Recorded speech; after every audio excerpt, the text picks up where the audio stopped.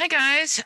I wanted to talk a little bit about meat today and some of the things that I have noted about various kinds of meat and how to inform your meat buying decisions in the future as far as doing what's best for our dogs.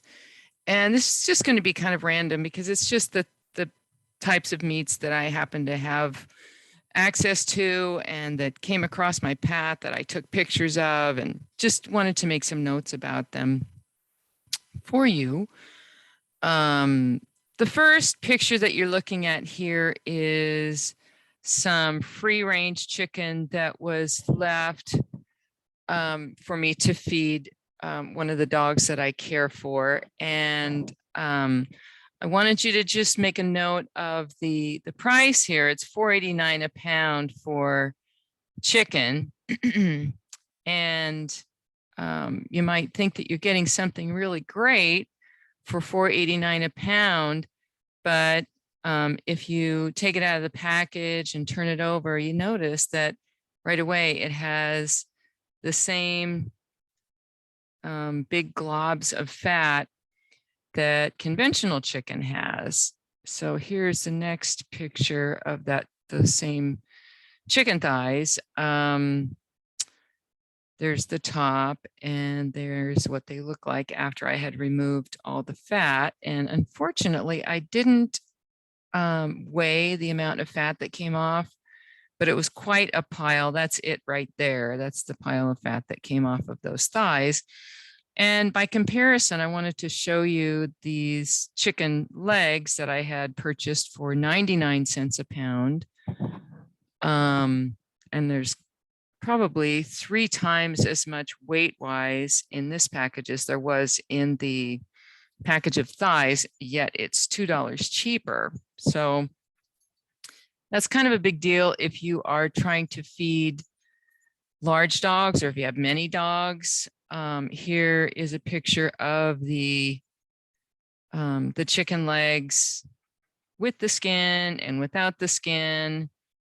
And when I weighed the amount of fat that came off the skin, it's only 2 ounces. So, so you're getting mostly meat when you're buying chicken legs, and dogs can't live on chicken legs only, of course, but it can be a big part of what you feed your dogs. And so it's important to economize, especially if you're feeding larger dogs or, like I said, many dogs. If you have just one dog or if you have a small dog, it's no big deal. You can afford to feed the best. Even if you can't afford much, you can afford to feed the best if you're only feeding a small dog. So next I wanted to talk about some deceptive practices that are going on in the meat industry. And so I went to the store and I took some pictures of this, and I've talked about this before a lot, but I just wanted to show pictures to show that that it's really true that they will say, you know, this looks like a great product, 100% grass-fed ground beef, 90% lean, 10% fat.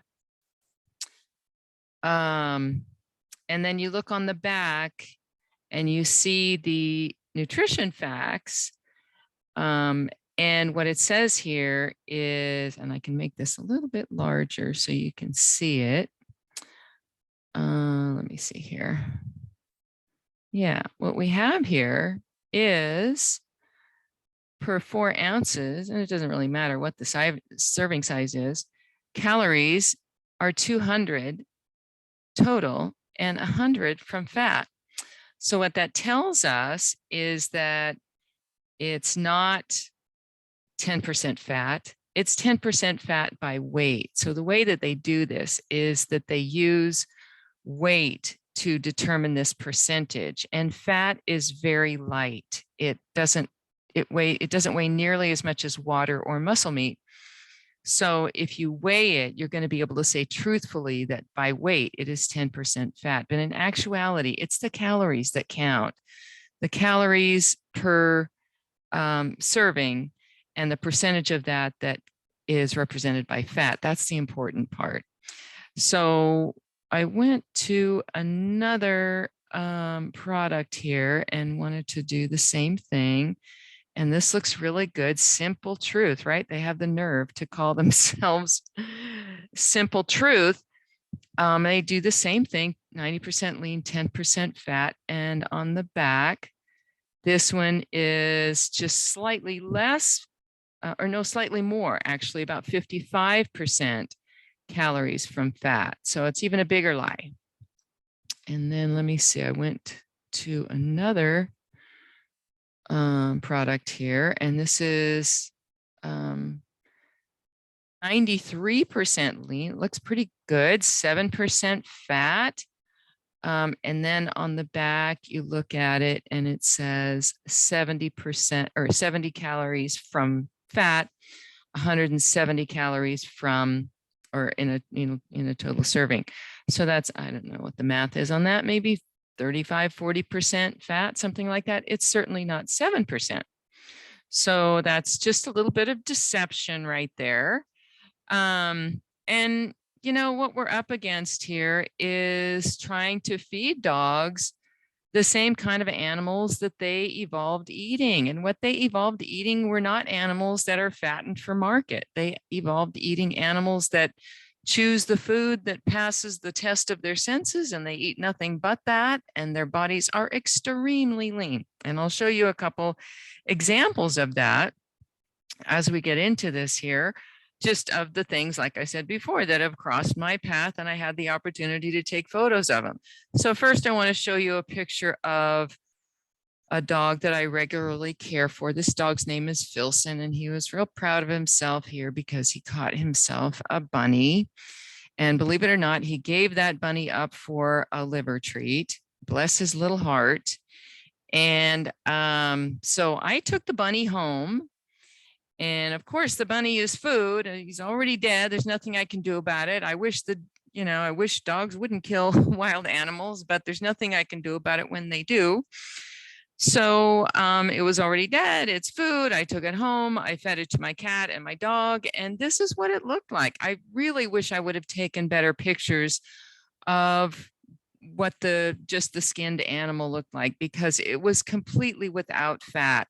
If you'll look here, there's just a little bit of protective fat, like around certain organs, but it's mostly just lean tissue, organs, bones, blood, very dark flesh, just obviously really high quality meat. Here's what it is, what I fed my cat.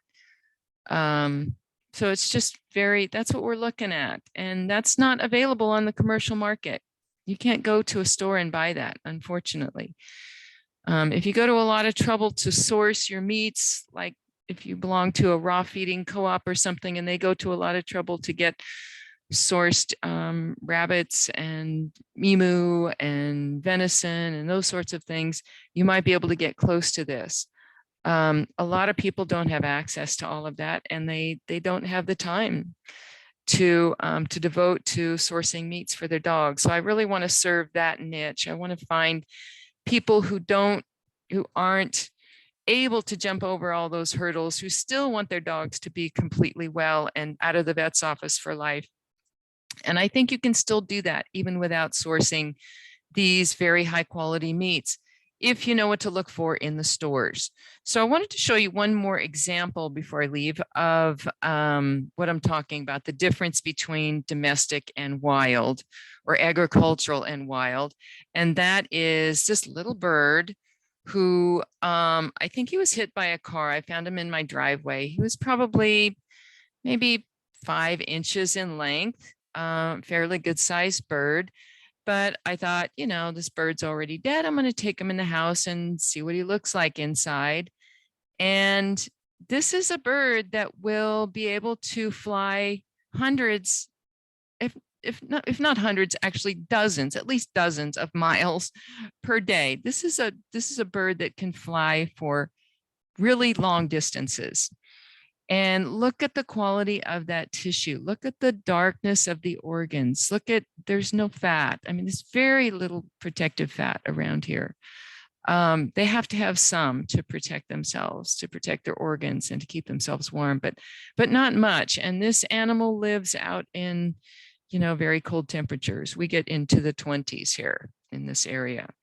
So this is, this is the example. This is if dogs eat birds in the wild, and it could probably be argued that birds are not a big part of their diet in the wild. This is the kind of bird that they would be eating. So that's the difference between agricultural and wild. But like I said before, we can still make the agricultural animals edible, and we can, if we feed them properly, if we don't overfeed them, we can still have very healthy dogs and still keep them out of the vet's office. So I will share some information about rotational monofeeding in the description box if you'd like to follow the links. Please subscribe to the channel and watch for future videos. And thank you for watching this time. Bye for now.